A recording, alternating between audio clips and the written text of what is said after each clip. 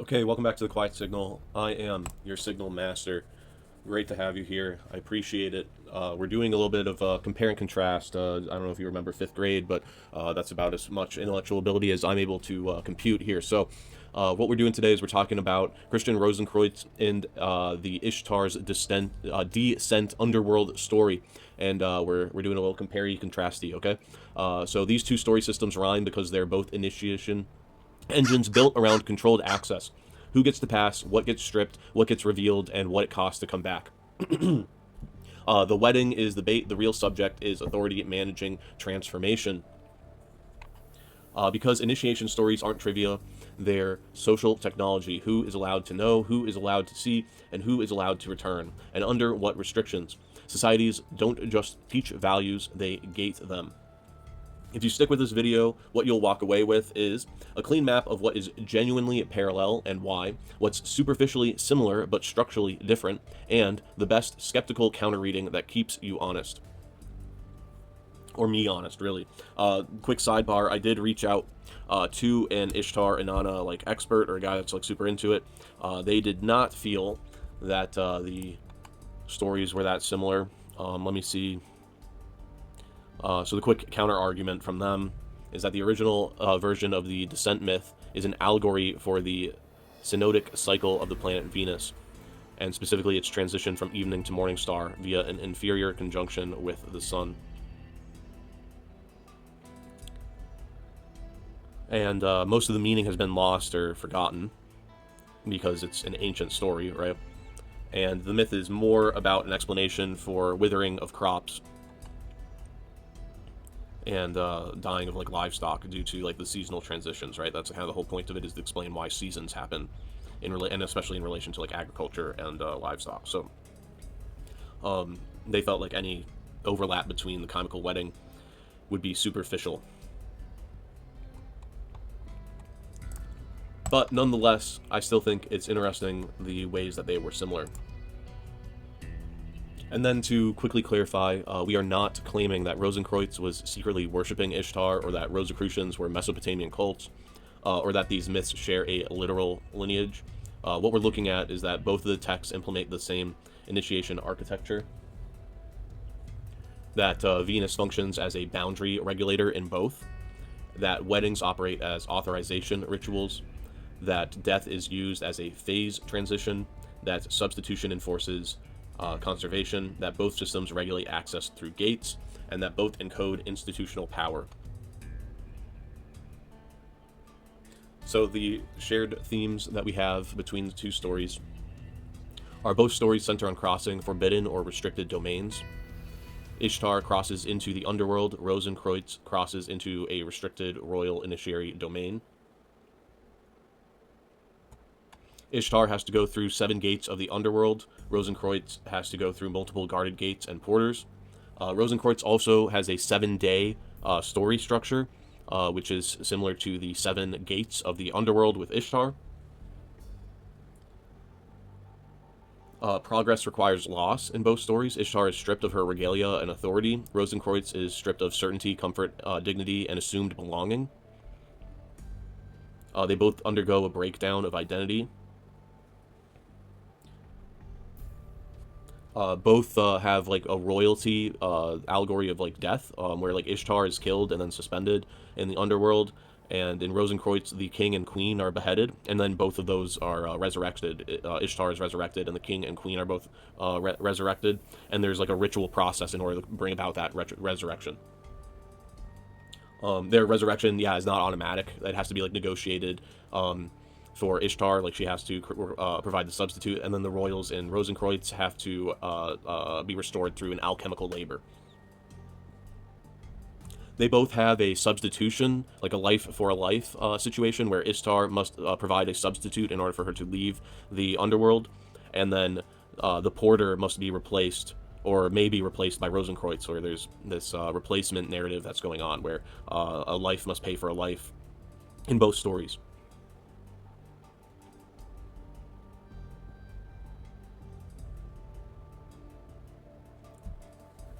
Both of these stories involve an audience or a transformation that must be witnessed.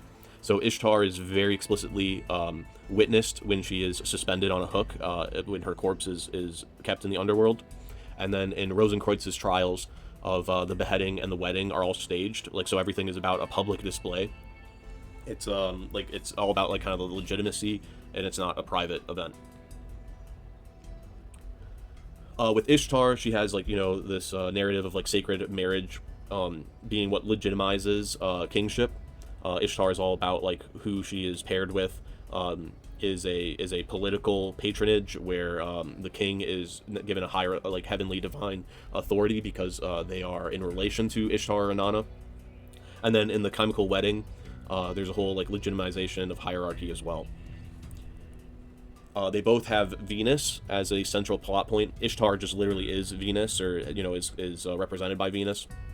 Ishtar and Inanna like are astrologically connected to Venus. And then in the Chymical wedding with Rosenkreutz, the porter and Rosenkreutz are both transgressing for having seen Venus. They both have, Ishtar and Inanna is a very seductive sexual being, and the porter is in trouble for witnessing the sexual being, or like for inappropriately looking at Venus. So there's kind of like this like parallel there. There's a judging and like value assessment on individuals. Ishtar is judged when going to the underworld. The reason that she is killed is after a judging process, and Rosenkreutz is explicitly like weighed and sorted through the process of his adventure. So it's sort of like like the weighing of your soul, or a sort of some sort of allegorical judging process is happening to both.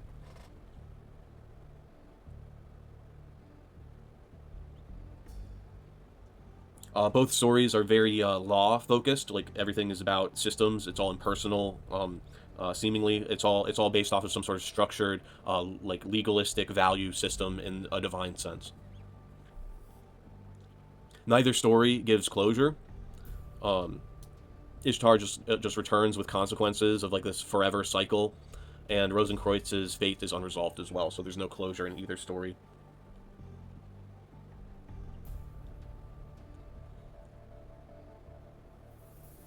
In both stories, authority is ritualized. Everything is ceremonial and staged. There's much ceremony, I guess, in both. Like, authority has to be performed. Like, there's a performance ritual involved with both.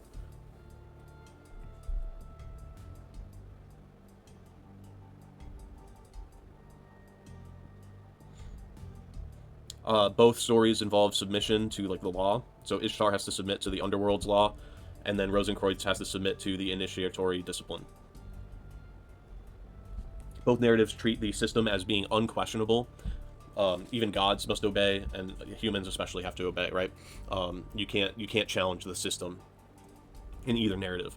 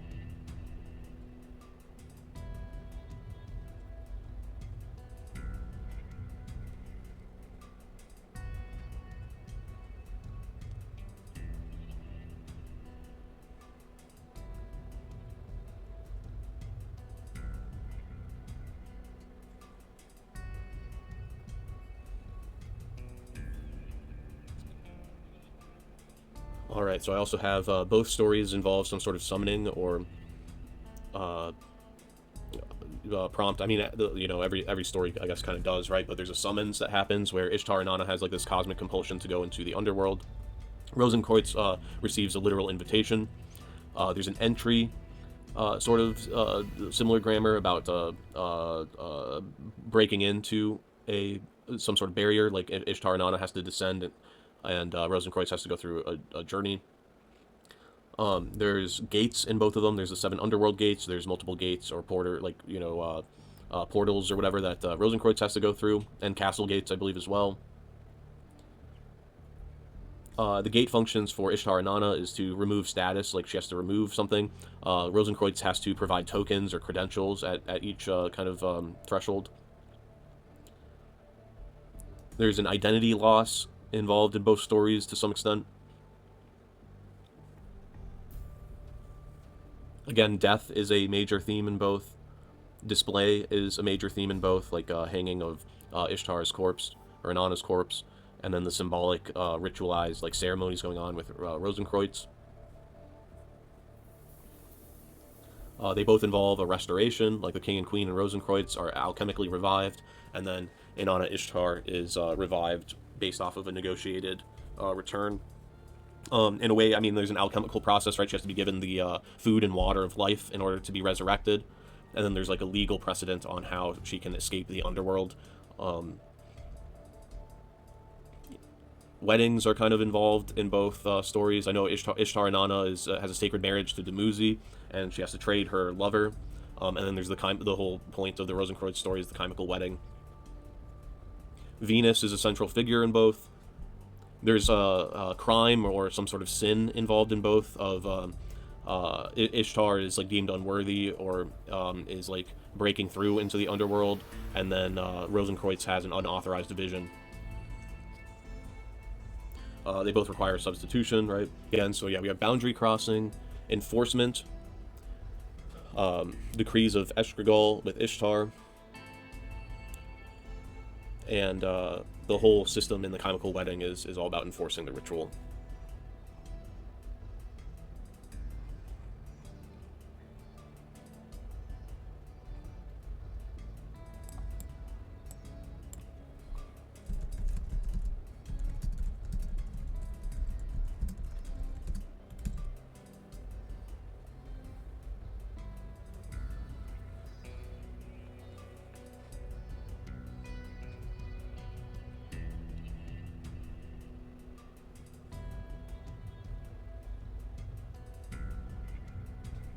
Okay, the ways that the stories differ. Super quick. Ishtar and Inanna is a deity, so the protagonist is a god, and then Rosenkreutz is a human initiate, right?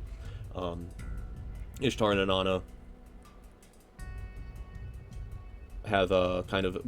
We don't really know the prompting for the story, like why she's descending into the underworld. It kind of varies if it's like will, ambition, a conquest, or sibling like rivalry with her sister. Rosenkreutz is summoned just explicitly, like he's invited, right? Ishtar and Inanna has a different kind of tone or logic, like it's more mythical, archetypal, compressed. Chymical wedding is an allegorical romance. It's an initiatory pageant. Ishtar and Inanna are not like a moral instruction. We don't really know the hidden, like the hidden explicit, like the meaning of the myth is an explanation of like seasons changing. It's very allegorical, or the point of the myth is an explanation of like why crops grow or why there's different seasons. And then Rosenkreutz is kind of explicitly moralized and has a whole hidden meaning or like decoding architecture to it.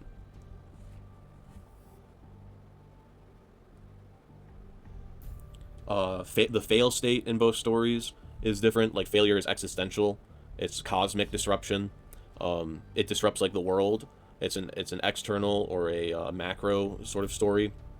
And then Rosenkreutz failure is initiatory. It's all about being unworthy, or it's about the like individual. Violence plays two different roles. In Rosenkreutz's Chymical wedding, violence is all ceremonial, and with Ishtar and Inanna, violence is like just a blunt and like explicit force.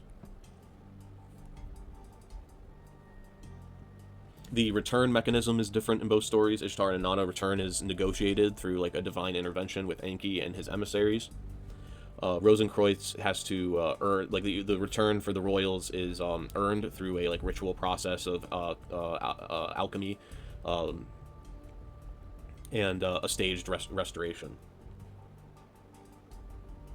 The substitution is different in both stories as well, where substitution with Ishtar and Inanna is a cosmic conversation about law, and then in Rosenkreutz, the substitution is a moral and legal penalty transfer sort of thing, involving the porter.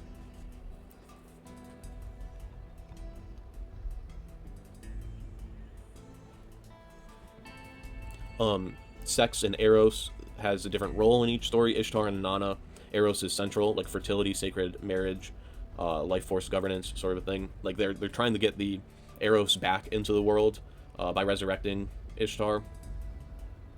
And then in Rosenkreutz, Eros is something to be regulated and kept at bay, or making it's a temptation or a hazard, where there's a discipline to it, and breaking that discipline is to be punished.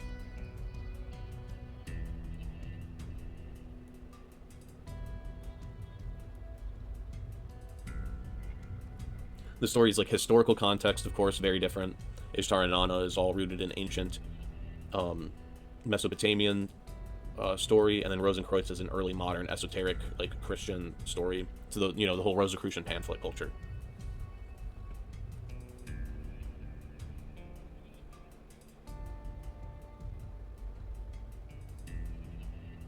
And then the stakes of the story, Ishtar and Inanna has a cosmological, like a macro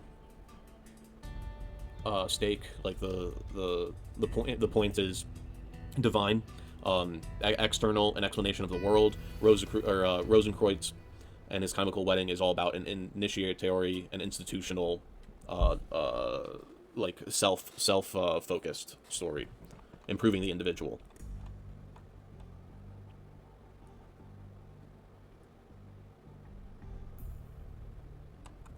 And then that goes into kind of like why the story exists. Ishtar and Inanna is an explanation of the world, kind of like just what I said. It's a worldview story, an explanation of why things are the way that they are. Rosenkreutz is to instruct or initiate individuals. Okay, so that's what I got. Just a super quick, like where I'm seeing kind of similarities between the two stories. Kind of neat, kind of weird overlap, but I don't know if there's anything too intentional. Big things I notice are the substitution between the porter and Rosenkreutz in the Chymical wedding, and then Dumuzi and Ishtar in the Descent myth, and then the 7 days, and then 7 gates is interesting to me as well. Those are kind of the two big things that pop out at me right away. This really is just a jumping off point. There's probably more to look at here, but or there might not be. I'm curious to kind of hear your thoughts about this. This could be me getting lost in pattern recognition, paradox sort of nonsense world here. But I do find it interesting, just the way that there's things that rhyme. But things rhyme everywhere. I don't really know what it means or what the takeaway of the comparison is explicitly, except for how I plan to relate this to something else in the future, in a future video. I still have more building up to do here, but the central theme I'll reveal in due time.